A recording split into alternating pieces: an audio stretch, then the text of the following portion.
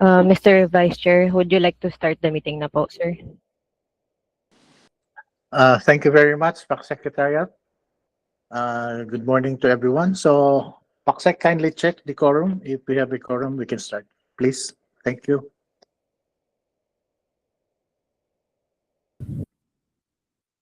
Thank you, Mr. Vice Chair. Good morning, everyone. Welcome to the first online meeting of the ICT Back 2 for 2026. Today is January 5, 2026. We'd like to acknowledge the presence of the following DICT Back 2 members. We have our provisional member and user, PM Marlon Biagtan. Good morning, sir.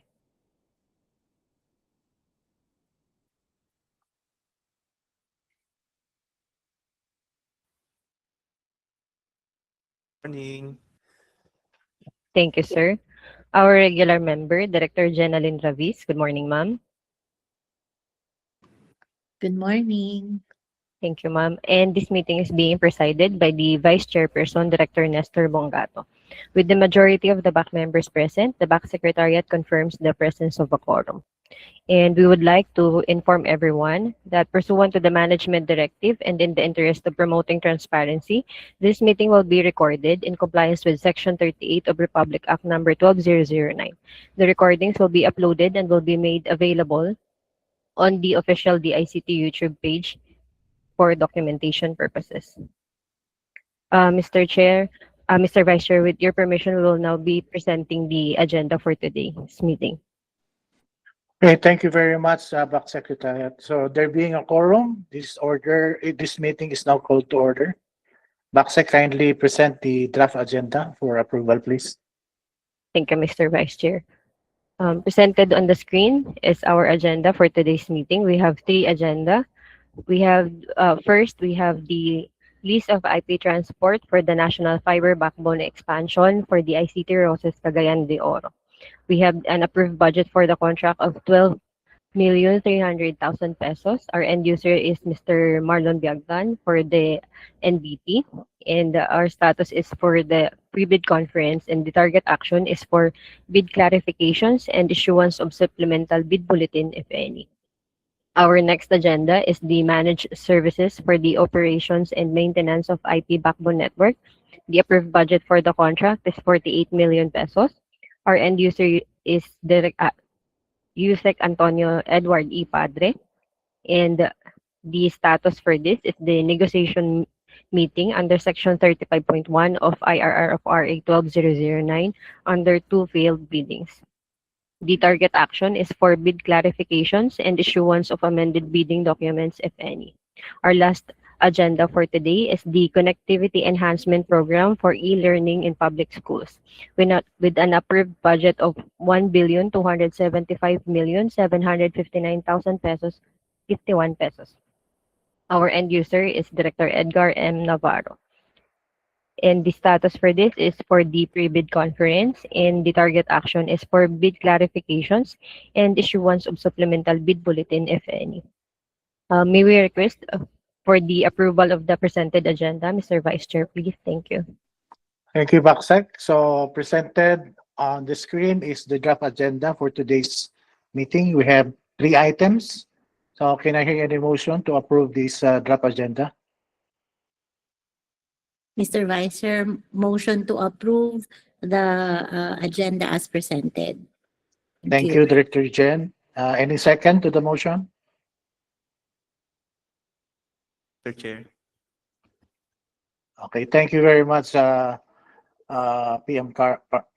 Marlon. So, it has been moved and seconded. This draft agenda is hereby approved. So, PACSEC, let's proceed to the first item in the agenda, which is the pre-bid. Go ahead. Thank you, Mr. Vice Chair. Mr. Vice Chair, may we respectfully request to admit the other prospective bidder, technical working group, and other end-user representative who are in the waiting room. Okay, kindly proceed. Once all the prospective bidders are inside the meeting room, kindly have them identify themselves for records purposes. Kindly Copy. proceed, PACSEC. Copy, Mr. Vice Chair. Thank you po.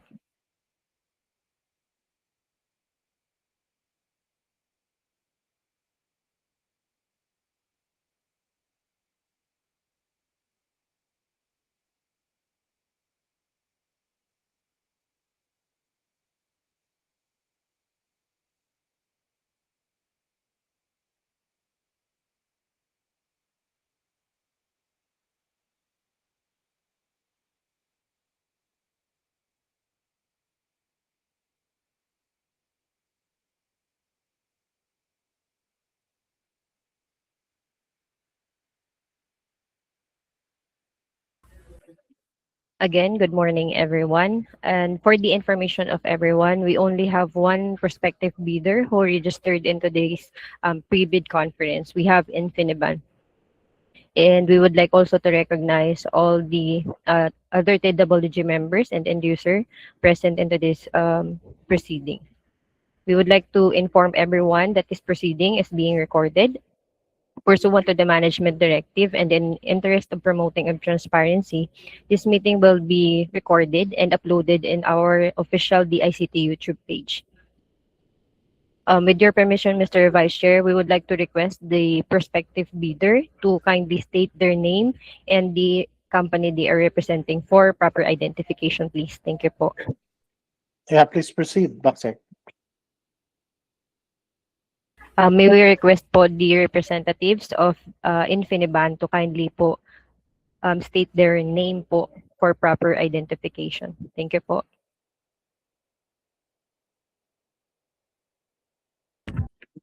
Hello, good morning. This is Gina from Infiniban INC po. At kasama ko po si Sir Mon Campos and then si Neil. Thank you po. Thank you, ma'am. Miss Marie Angelique Figueras po. Hi, good morning. I'm sorry, we're not able to register earlier, but I am from Converge ICT. Thank you, ma'am. Thank May you. we know po if may other representative pa po kayong kasama other than yourself po, ma'am? Yeah, together with me is Lazaro, um, Lazaro Morales.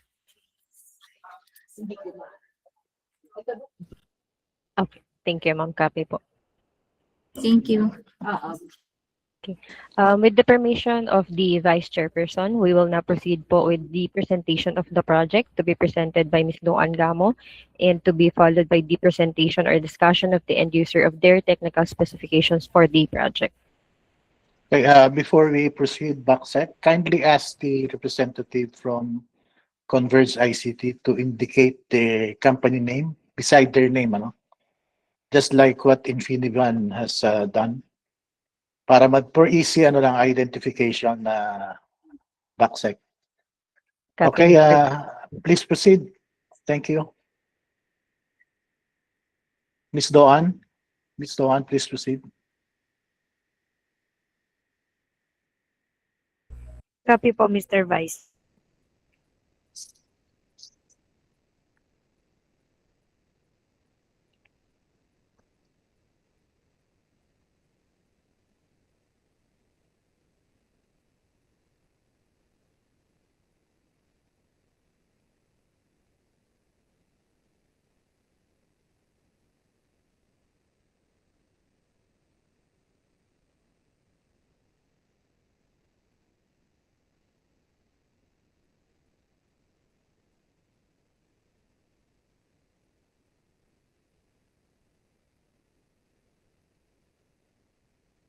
Apologies po for the delay. May ano lang po kami.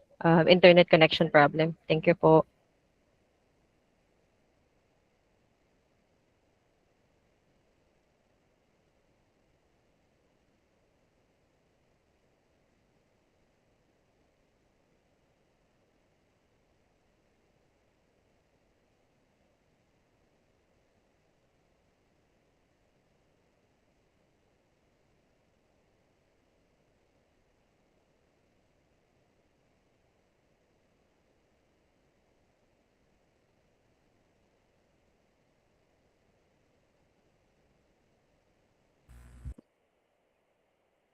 Again, a pleasant morning po to everyone. I will be presenting the presentation material for today's meeting.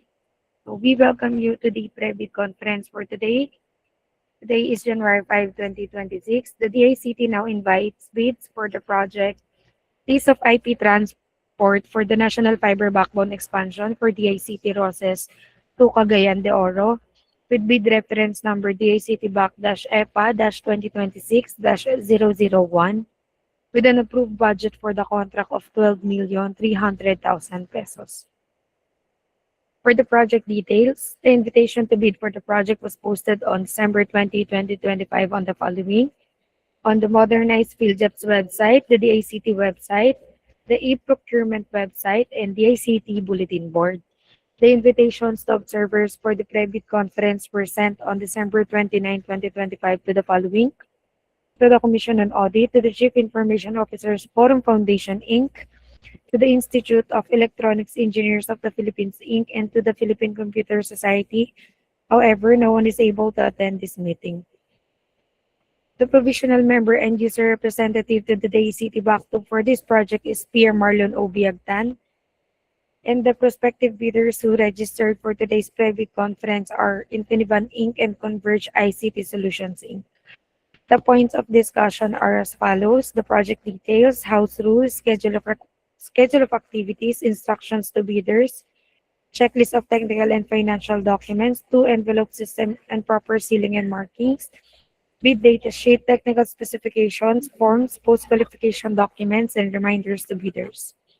For house rules, everyone is encouraged to make clarifications, identify name and company before raising a question, and limit questions to details of the procurement at hand. For the instructions to bidders, corrupt, fraudulent, collusive, and coercive practices, the procuring entity as well as the bidders and suppliers shall observe the highest standards of ethics during the procurement and execution of the contract. They or through an agent shall not engage in corrupt, fraudulent, collusive, coercive, and obstructive practices defined under RA 12009 or other integrity violations in competing for the project.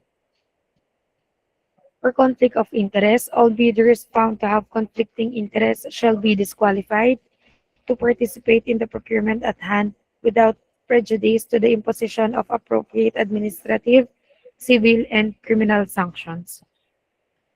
All bidding documents shall be accompanied by an omnibus sworn statement of the bidder that it is not related by consanguinity or affinity up to the 3rd level to the HOPE, procurement agent, the head of the project management office, the end user, implementing unit, or any members of the bids and awards committee, technical working group, and back secretariat. The bidder shall also disclose the ultimate beneficial ownership of an entity. Failure to comply shall be a ground for automatic disqualification of the bid in consonance with Section 59 of the IRR.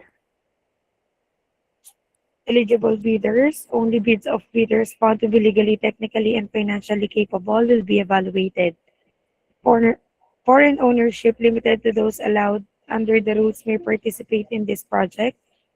GOCCs may be eligible to participate only if they can establish that they are legally and financially autonomous, operate under commercial law, and are not attached agencies of the procuring entity. The bidder must have completed within a period of 5 years from the submission of the bid, unless a shorter period is indicated in the invitation to bid and BDS. A single largest completed contract that is similar to the procurement project to be bid and whose value must be equivalent to at least 50% of the ABC, adjusted to current prices using the Philippine Statistics Authority Consumer Prices Indices. The bidder must submit a computation of its net financial contracting capacity, which must be at least equal to the ABC to be bid, and subcontracting is not allowed. For clarification and amendment of bidding documents, the request for clarification should be formalized, addressed, and emailed to the BAC Secretariat on the following email: to the bac@dict.gov.ph and bac.secretariat@dict.gov.ph. The deadline for the request for clarification is on or before January 9, 2026 at 4 p.m. And the copies of supplemental bid bulletins, if any, shall be posted at the PhilJEP's website, the DICT website, and bulletin board at the DICT lobby. For the language of bids, the eligibility requirements or statements, the bids, and all other documents to be submitted to the BAC must be in English. If the eligibility requirements or statements, the bids, and all other documents submitted to the BAC are in foreign language other than English, it must be accompanied by a translation of the documents in English. For contracting parties to the Apostille Convention, The document shall be authenticated through an apostille by the competent authority as defined in Section 20.9.2 of the IRR, except for countries identified by the DFA that will still require legalization by the relevant embassy or consulate. For documents comprising the bid, technical and financial components, for technical documents, including the eligibility documents, number 1, the PhilJEB certificate of registration under platinum membership, all pages, the statement of SLCC or single largest completed contract, the NFCC computation or committed line of credit, the statement of all its ongoing government and private contracts, including contracts awarded but not yet started, if any, whether similar or not similar in nature and complexity to the contract to be bid, and if applicable, AJVA or in the absence of AJVA, duly notarized statements from all potential JV partners stating that they will enter into and abide by the provisions of the JVA in the event that the bid is successful, bid security in the prescribed form and amount in accordance with ITB Clause 16, and validity period under ITB Clause 15.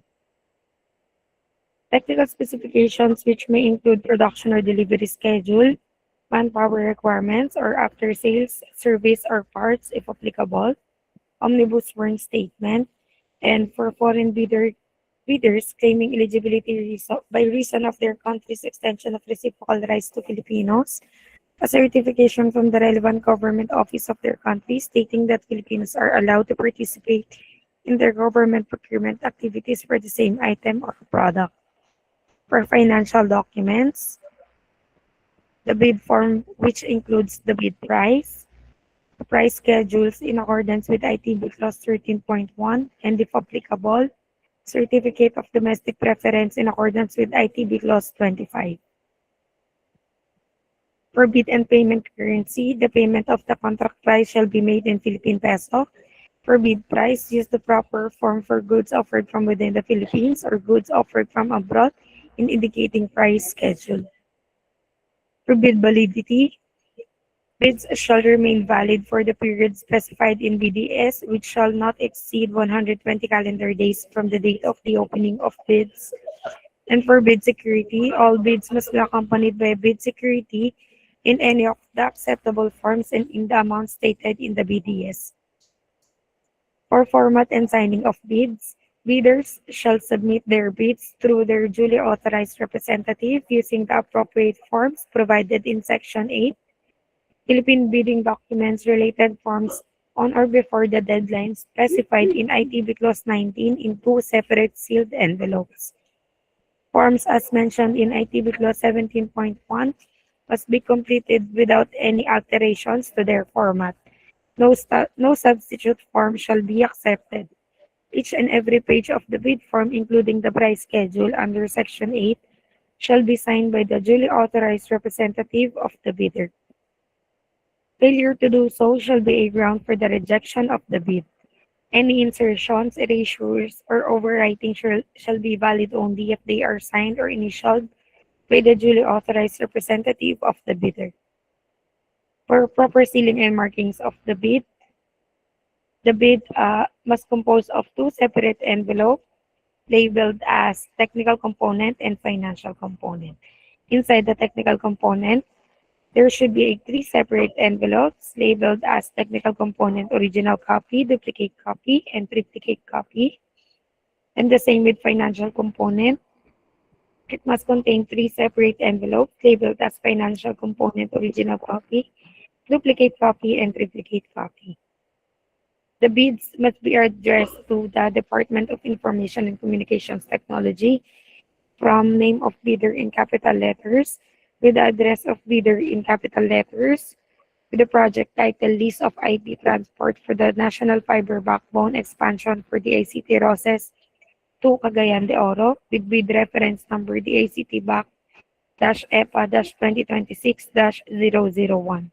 In capital letters, indicate the phrase "Do not open before January 19, 2026 at 1:30 p.m. Each bidder shall submit 1 original and 2 copies of the required documents. For the deadline for the submission of bids is on January 19, 2026 at 12 p.m. and the opening of bids will be held on the same day at 1:30 p.m. For bid evaluation, reminding bidders to kindly break down all the costs of taxes pursuant to Section 61.2.2 of IRR of RA 12009 to wit. All bidders shall be required to include the cost of all taxes such as but not limited to value-added tax, income tax, local taxes, and other fiscal levies and duties, which shall be itemized in the bid form and reflected in the detailed estimates. Such bids, including said taxes, shall be the basis for evaluation and comparison. The opening and preliminary examination of the bids.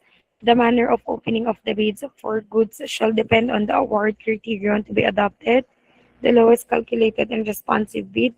The BAC shall open the technical and financial proposals on the same day.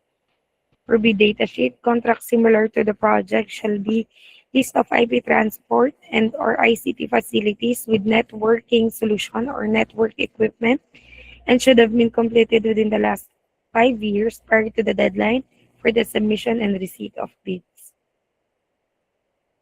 For bid data sheet, the bid security shall be in the form of a bid securing declaration or any of the following forms and amounts. If the form of bid security is a bank draft or guarantee or irrevocable letter of credit and surety bond, the amount is 615,000 pesos. For post-qualification documents, the bidder within 5 calendar days from receipt of notice from the BAC that it submitted the LCB shall submit all the eligibility documents supporting its PhilJet certificate of registration under Platinum membership, its latest income and business tax returns filed for the preceding quarter, which should not be earlier than 2 quarters from the date of submission and receipt of bid, and other appropriate licenses and permits required by law and stated in the BDS. For forms, we have the following: the schedule of requirements, the technical specifications, bid form, price schedule for goods offered from abroad, price schedule for goods offered from within the Philippines, bid securing declaration, and omnibus foreign statement.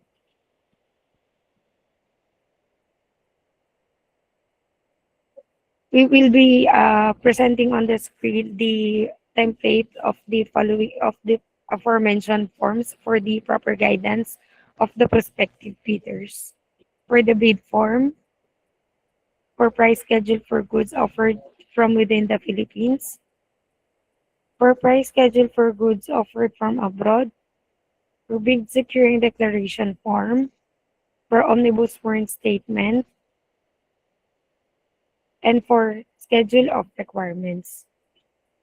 Please note that these forms are included in the posted bidding documents for this project.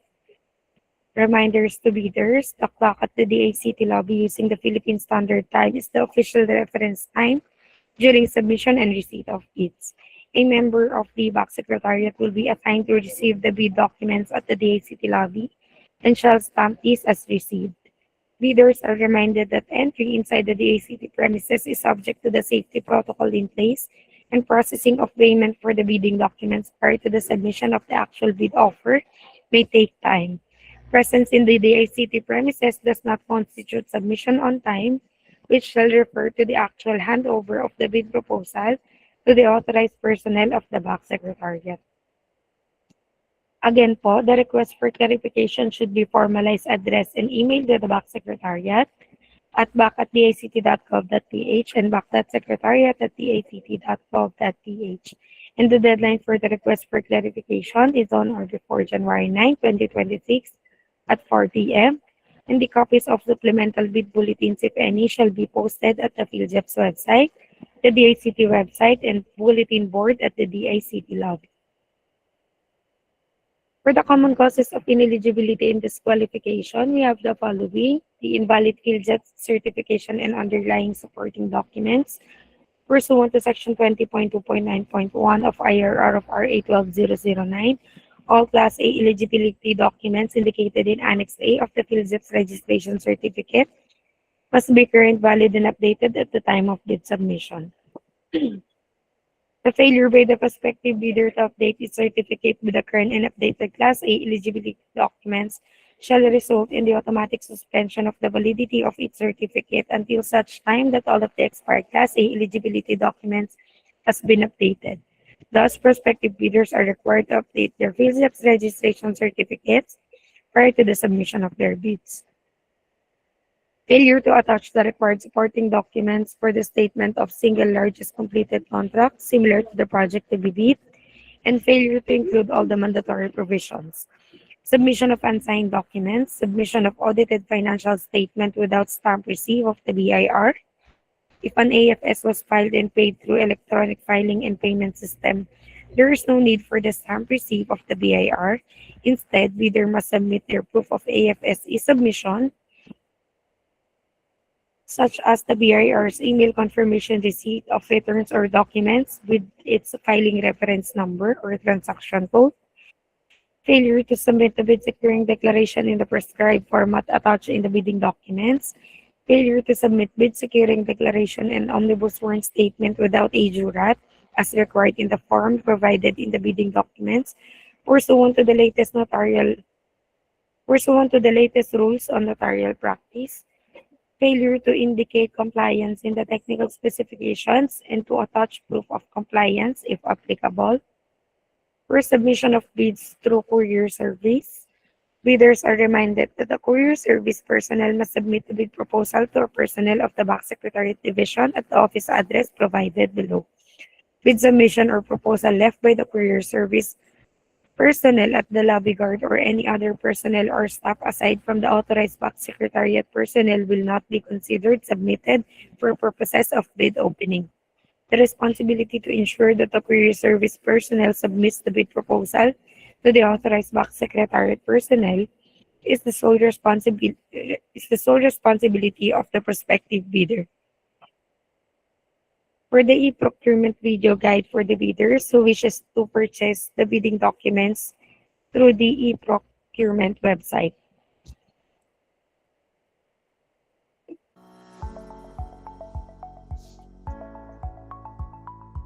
Accessing the e-procurement website. Open any web browser and go the https://eprocurement.dict.gov.ph. Click the Sign Up button. Provide a valid email address. Create a password with at least 8 alphanumeric characters, 1 uppercase, a number, and a symbol. Repeat your password for confirmation. Tick the checkbox to agree to the terms and conditions, and click Create Account button. Open the email account that you provided during registration, check your inbox, and verify your account by following the instructions in the email. Click Activate Your Account button. Go back to the e-procurement system and enter your registered email address and password. Click Login button, and you will be redirected to the onboarding page. Input your personal information and click Next button. Input your company information and click Next button. Review the information you provided and click Confirm button. Once onboarded, you will be redirected to the homepage/dashboard. Select the procurement project you wish to participate in by clicking the View Complete Details button. Select the lot you wish to participate and click Participate in Bidding button. A confirmation modal will appear. Review the details, click the Confirm button, and you will be redirected to the payment window.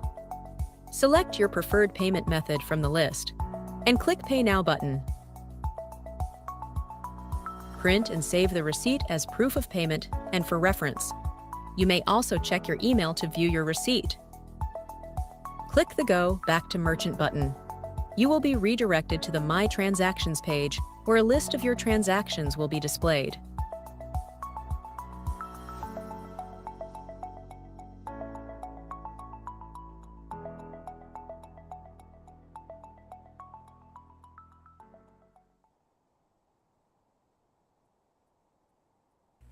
Mr. Vice Chair, that's all po for the presentation from the back secretariat. Thank you, sir.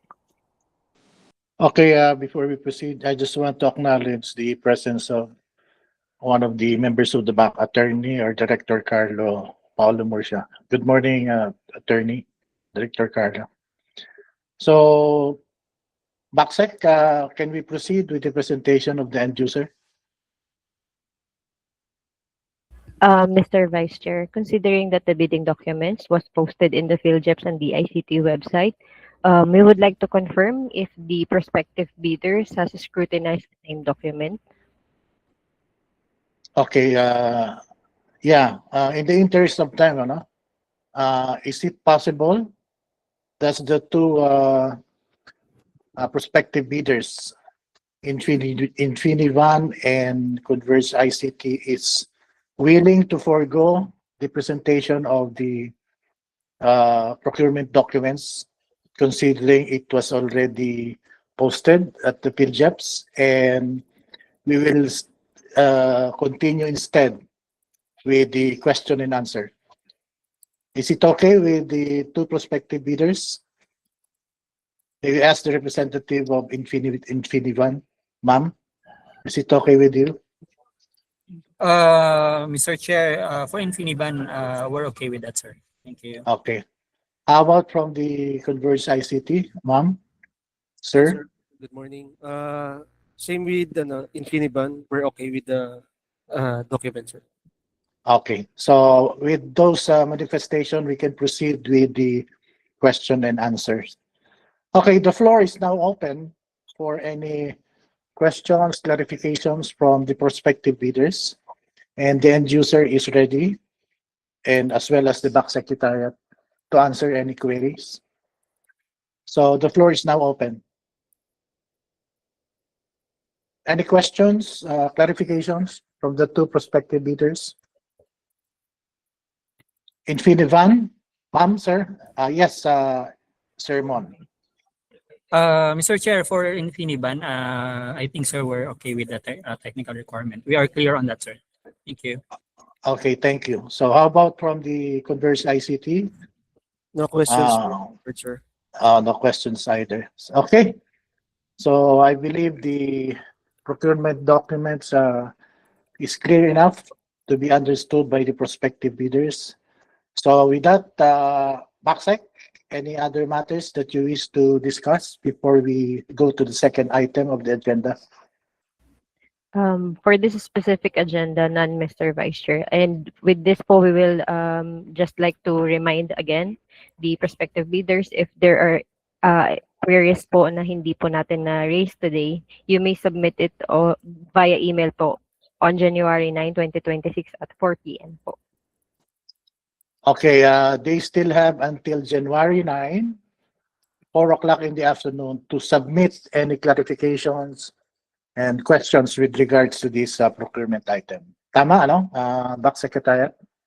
Yes po, Mr. Vice Chair.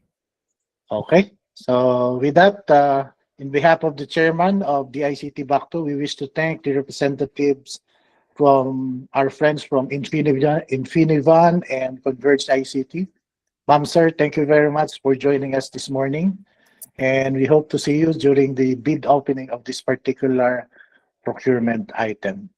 So with that, this meeting is temporarily suspended while we prepare for the second item in the agenda. Thank you very much, po. Backsec. Thank you, sir. Thank you, Mr. Chair. Happy New Year. Happy New Year. Backsec, please advise na lang kung we can start with the second item. Thank you. Yes po, Mr. Vice Chair.